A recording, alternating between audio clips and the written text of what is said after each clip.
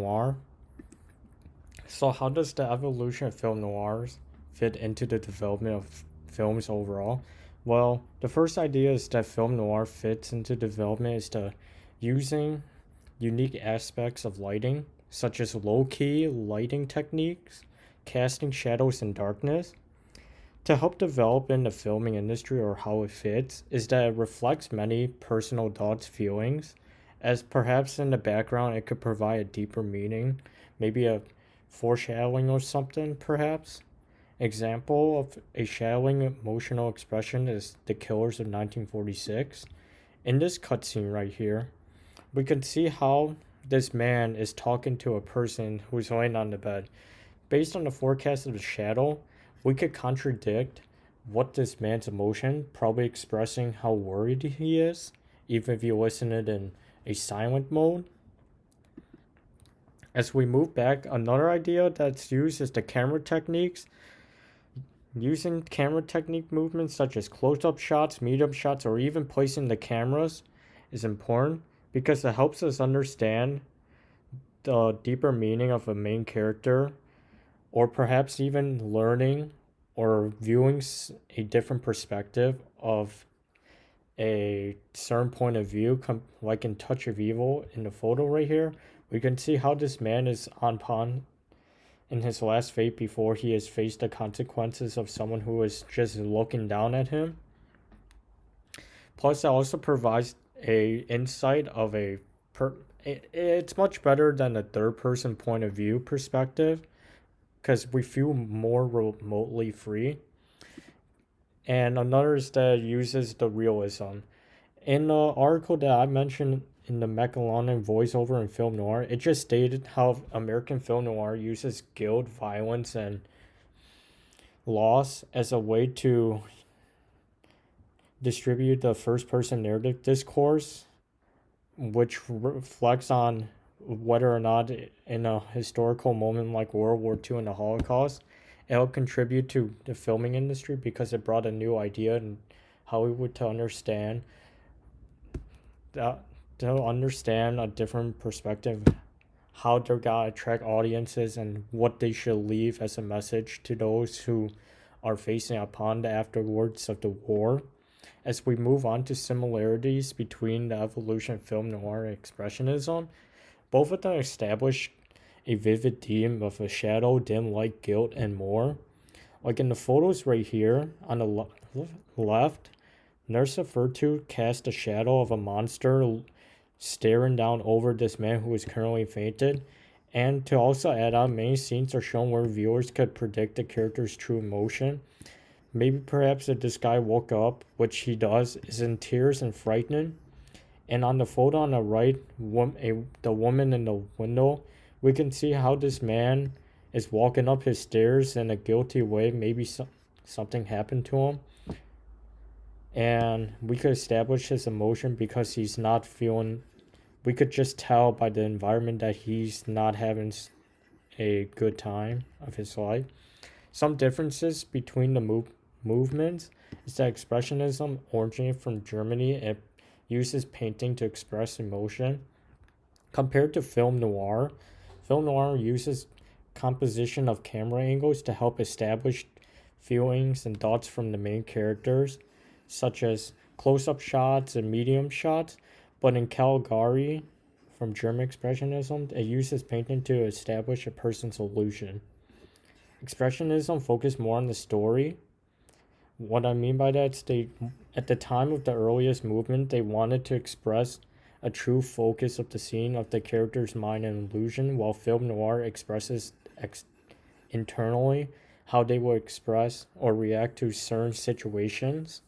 And film noir usually ends in a sadness way.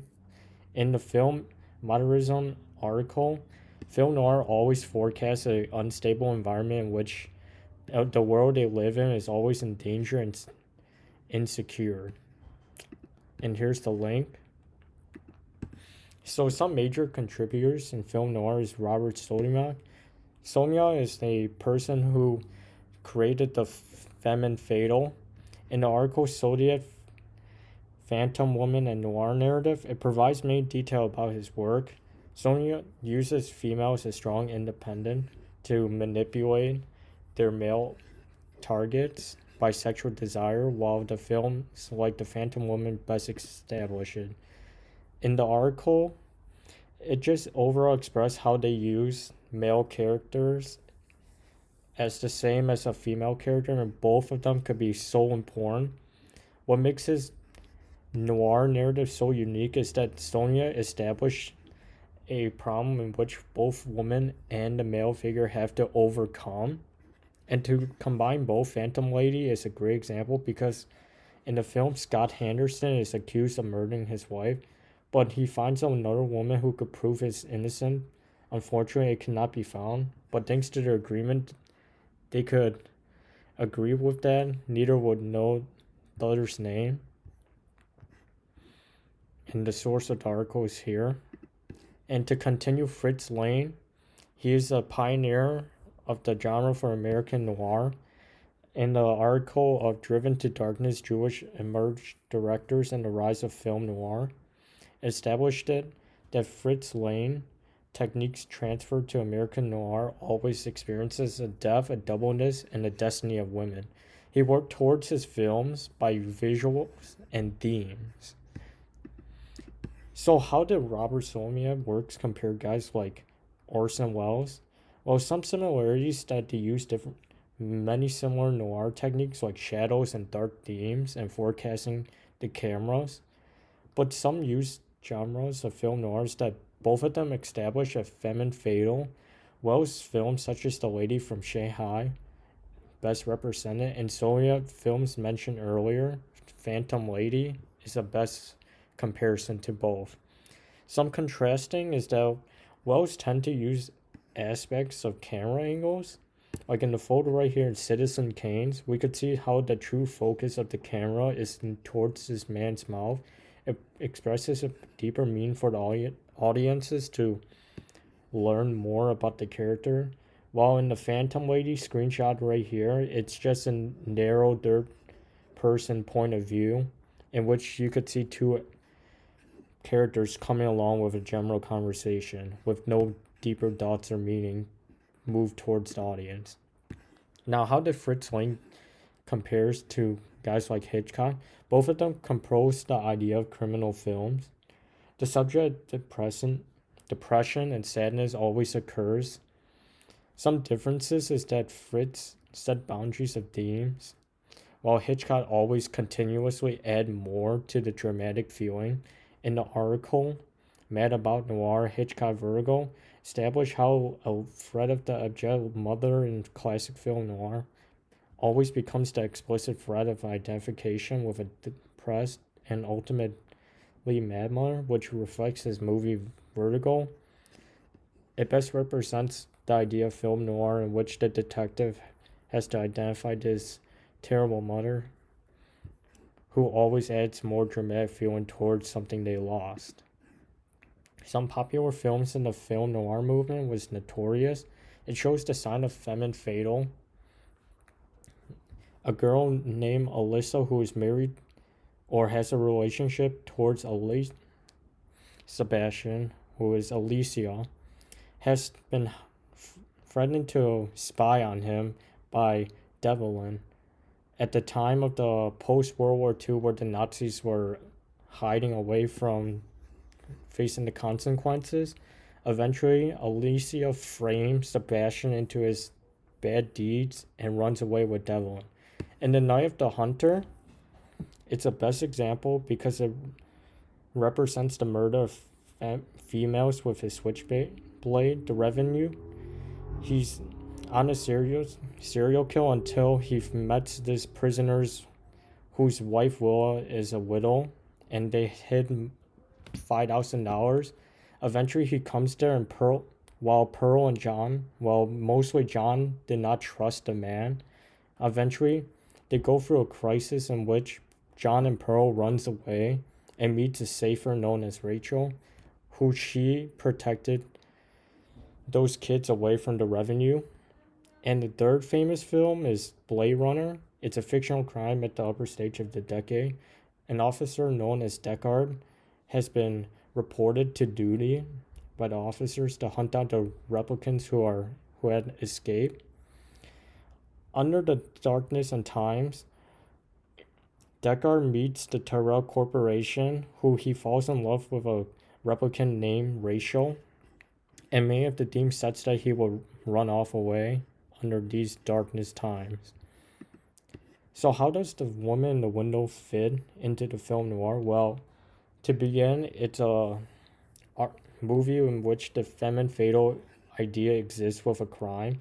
Richard, a professor, suddenly witnesses a woman coming out of the window who exactly looks like the woman from the painting.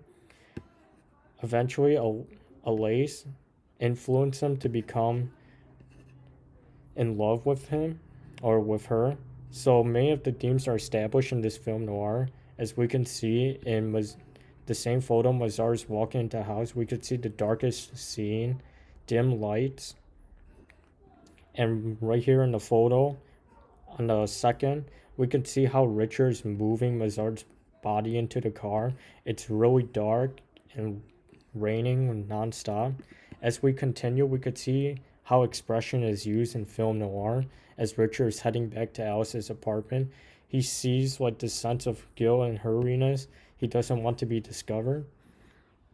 And the photo right here shows that the signs of deviance, because at the time there was a police officer who was just staring at him while he was stuck in a red light of traffic. And right here is the Hadid dead from a shootout on the police, who purposely discovers that Richard and Alice were the killers of Mazar. Eventually, he had a shootout in which the police eventually found him dead from it. So some similarities and differences is that The Woman in the Window and Casablanca, similarities that both establish a main character's state of mood. Richard tends to be always guilty for what he has done, and Casablanca established depression between Rick because he still loves Issa. Both show signs of femme fatal and established the typical film noir techniques, and they face authorities. Some differences is that they occur in different events in which Richard is occurring in the mid to World War II, while Richard is occurring on an occasional event. Casablanca offers extra explanation, such as the relationship between Rick and Issa, while The Woman in the Window, Richard just suddenly stumbles upon an imaginary woman. And the characters have a different background, which Rick has experienced in the past of his relationship in France, while Richard is just a casual man who's just daydreaming. So how did the film noir goes in the 40 and 50? Well, during that time, most of the film took place during post World War II, and black and white colors were mostly preferred. Many themes under the film represented at the time were femme fatal, a fictional crime event, or an enforcer, such as a private investigator or detective investigating a crime action in which they have to overcome. In the 60s and 2010s, many films have to be diverted to color. Like we learned in class in the transition of Hollywood in the 1960s, since there were more people who prefer staying home with their TVs being black and white, many filming industry had to transition a different unique way to bring their audiences back, such as color and display sizes. Eventually, these kind of events had to convert film noir classic films, convert it into different noir scenes, such as neo-noir, which is the most common to this day. In the modern ages of the late 2000s and 10s, many film noirs are often found online nowadays. And the most recent film we could see in Blade Runner 2049. So in the film right here, on a Netflix show known as Lucifer, we can see how the noir is still shown in today's society. The dark shadow where he's sitting here with the natural light coming out. And in Blade Runner, it best represents the neo-noir because it's using a neon color, while also establishing a noir environment. And that's all.